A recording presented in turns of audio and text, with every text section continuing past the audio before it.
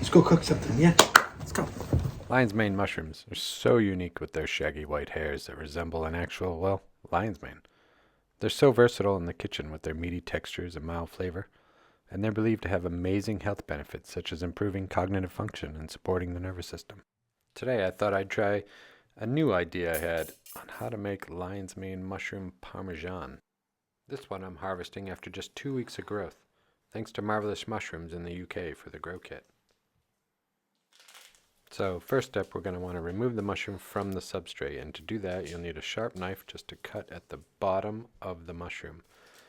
Now there's very little waste here, so once you dismember the mushroom, we're going to want to trim the dirty bits off the bottom. I don't know how to say that with a straight face. So I think this mushroom's going to be perfect for what we're doing, and I'm going to want to butterfly it. Now we're going to want to slice it right down the middle, not all the way through, so we can split it in half but still have it together.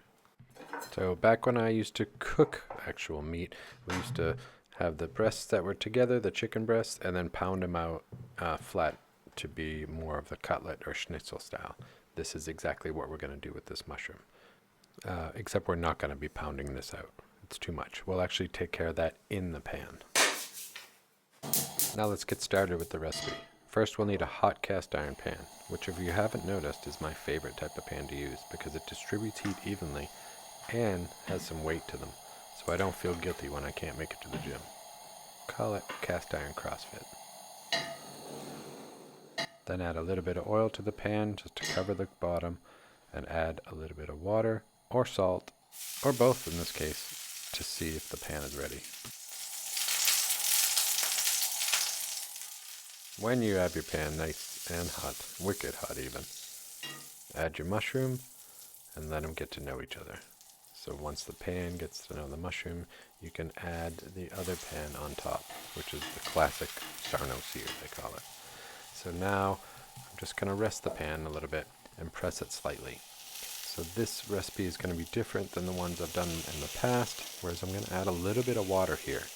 So what that water is going to do is create steam. Steam is super hot here. I am not trying to caramelize the mushroom on the sides like we would do with the steaks in the previous videos. This one I want to keep the white exterior and soft. So kind of like, think pork cutlet or chicken cutlet like we're trying to emulate here. So I want the density of the mushroom to condense under the pan, but I don't want as much caramelization. So as we bread it and then fry it off afterwards, it's going to make a really super tender and juicy cutlet.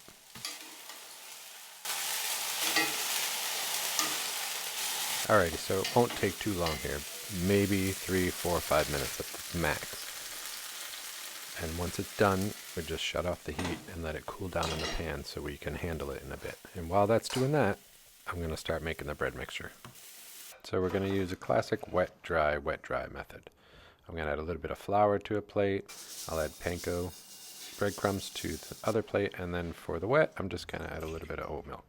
I'll season the flour with a little bit of salt and some black pepper, and then it's time for a little field trip out into the garden, where we have some fresh oregano for my US friends. Love taking Frankie out. She's like the best little sous chef ever. She likes to come with me when I go pick herbs and cook. She's always sitting right by me, as you'll see in a few minutes here. She's a good sniffer. She always tells me whether things are good or bad. So you can use parsley here if you want to store buy it, but I like to use whatever I can out of the garden, and this fresh oregano is perfect. After washing the oregano, I'm just going to pat dry it and then do a quick dice on it. Make sure to save the extras for garnish at the end of the dish.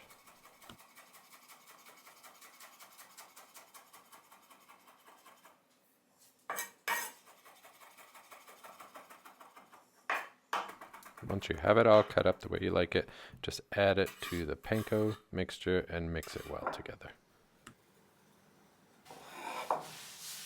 And I almost forgot, I am going to add garlic powder to the flour seasoning and then add the mushroom. So right from the pan into the flour, It's already wet from the pan. That's the first wet section. It goes into the flour as the dry. Make sure it's coated fully. Then add to the oat milk to make sure it's wet again. I try to use different hands, one for wet, one for dry. Add it to the panko mixture with the oregano. Add a little bit of extra panko here just to make sure it's fully coated, because I want this to be crispy, golden brown, covered, which it's gonna be, and it's gonna be amazing. I had already made some fresh tomato sauce I had in the fridge, so I'm just going to use that. I'll link the recipe below in the description. So we're going to get our pan hot again, make sure to test it with a little bit of salt, and then we're going to add our mushroom to the cast iron. And you can hear Frankie in the background having her dinner as well. So you're going to want to pan fry this probably 1 to 2 minutes on each side. Just keep an eye on it. I usually stick right around it. I am looking for that golden, crispy, beautiful color that you see here. And once you have both sides done, I'm going to add the tomato sauce right to the top of it. Nice and hot as it is. Add enough sauce just to cover the surface of it, and then we're going to add a little bit of vegan cheese. Already preheated the oven to 200 degrees Celsius. That's 400 degrees Fahrenheit for my US friends. I'm just going to pop this in the oven right here for about 5 to 10 minutes.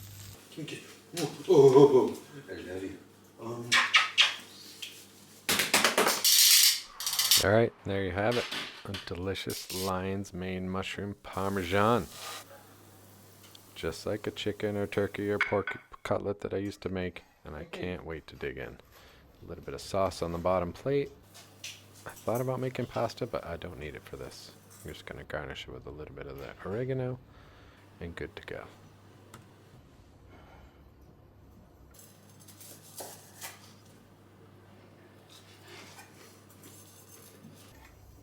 And now for the ultimate taste test.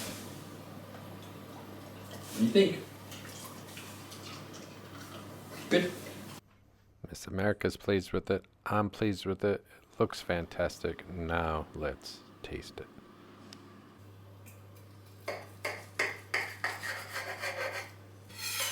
Alright, I'm super happy with the crosscut. It's nice and thick, probably a centimeter or half an inch.